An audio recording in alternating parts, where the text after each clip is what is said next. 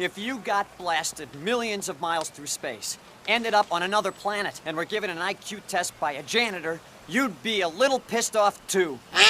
Hey, what's going on? It's PJ Bozak. Welcome back to PJ's Movie Time, where every fucking Monday, sometimes Tuesday, we get together. You guys watch me ramble on for 9 or 10 minutes about some movie you have seen or have not seen, won't see, probably will see. Who knows?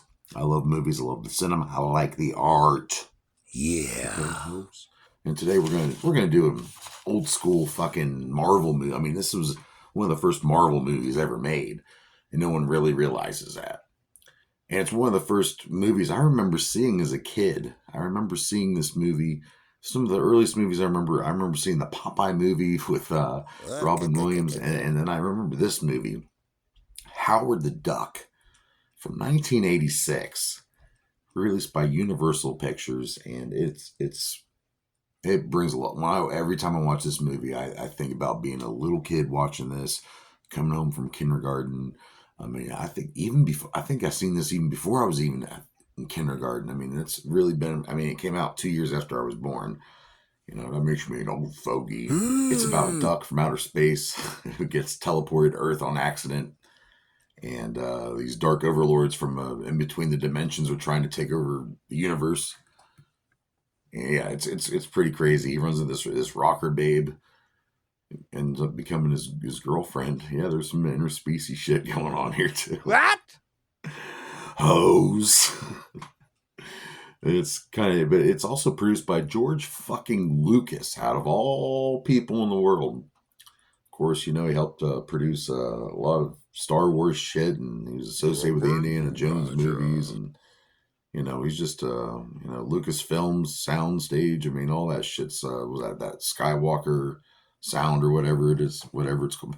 The guy's an icon, all right. But this was one of his projects, and Universal Pictures he was real popular when he did the American Graffiti movie, and of course Star Wars and all that. So they were like, all right, let's not pass up on George Lucas, because since he's so big now, there's no way he could fail us now. So let's have him adapt this Marvel character from Marvel Comics. That's right. This is a Marvel comic movie character. There was a comic movie. There still is, I think. They still probably release it here and there. Howard the Duck. And it's just like it's about a duck from another world that's pretty much like Earth, but it's ran by duck humanoid people. And it's pretty much a satire on how society is for us. And he kind of broke the fourth wall originally before Deadpool and She-Hulk and all that stuff. So Howard the Duck is, he's a cigar smoking, wisecracking, perverted duck, and he gets powers over time. He fights crime. He helps. He was just a joke character. Steve Gerber is that. Make sure I got this right here. Yeah, he's the one who came up with Howard the Duck, and he just wanted it to be a joke, and that's all it is. So people who take this movie or the comic too serious and get mad because it doesn't make sense, it's not supposed to. As a matter of fact, I think one of the writers, Gloria Katz, she even said it's a movie about a duck from outer space. It's not an existential experience, So take this with that. But Universal Pictures had high hopes for a big action film because originally they wanted this movie to be animated. And they almost went that route, but they chose not to. And they were going to do a little puppeteer act with the Howard. And they got a little guy in a suit and a couple people to voice and do the puppeteering. And you know what? I thought this movie was so fucking awesome. And I think Howard looks awesome in this movie. But yeah, what happens to Howard the Duck here on plane? He lands in Cleveland, out of all places. Meets this really hot chick named Bev and her band. She's a rocker chick. Pretty cute. She was in Back to the Future too. But let's break it down, motherfuckers. Like I said, 1986 is directed by Willard Huyck, and he also wrote American Graffiti, and was involved with Temple of Doom. And this guy he's a George Lucas guy. There's guys in wrestling, you're a Paul Heyman guy. Well, this guy was a George Lucas guy. He also wrote the movie along with Gloria Katz. I mentioned her quote earlier. And it's just supposed to be silly, fun. George Lucas, the budget was $37 million to make this motherfucking movie. And sadly, it only made $38 million back in the box office. But Oh, whatever. It's what? considered a big failure and all that, and but guys my age, we love this movie. It's cool. I mean, it's funny. You get to see duck boobs in it. I mean, come on, man. I mean, it's Nigel Gillimuck. He probably loves duck boobs.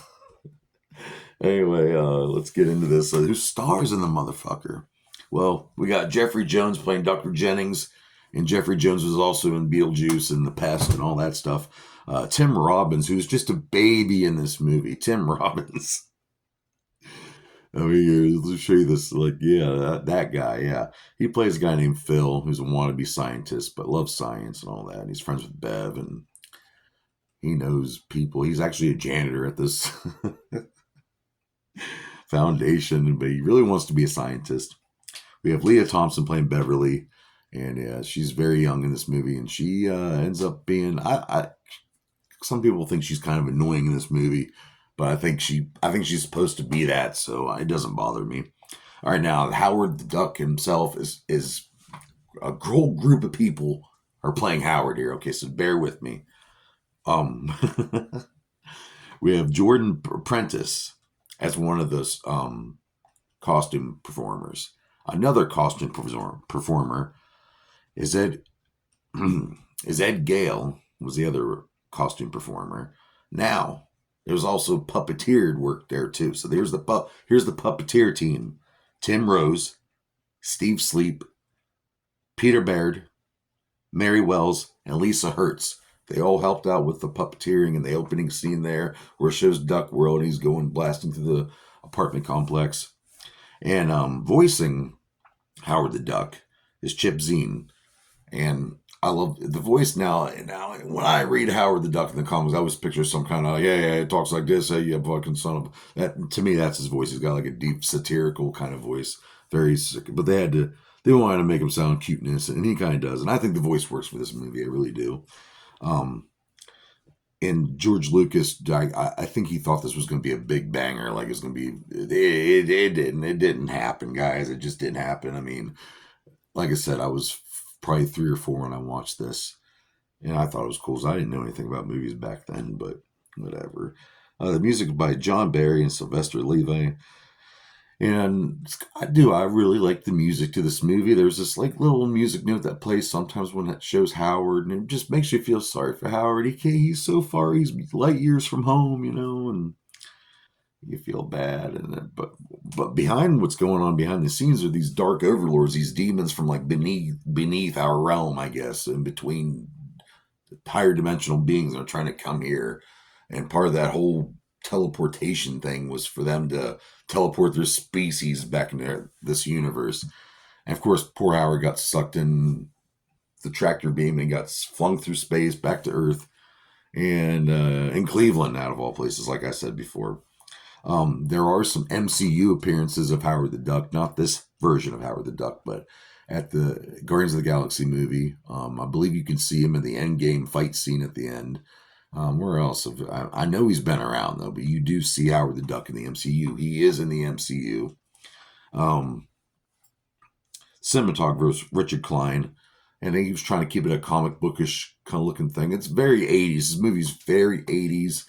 They filmed some of it in San Francisco. There's a really cool little helicopter scene or airplane scene. It fits. It works. It like I said, 80s written all over it. So good job with that. Now before they Peter Jameson did the production design, and before they started working on the costume and the look for Howard and the costume, they had to make sure they did not make him look anything like Donald Duck from Disney, or else Disney was going to be all over their ass.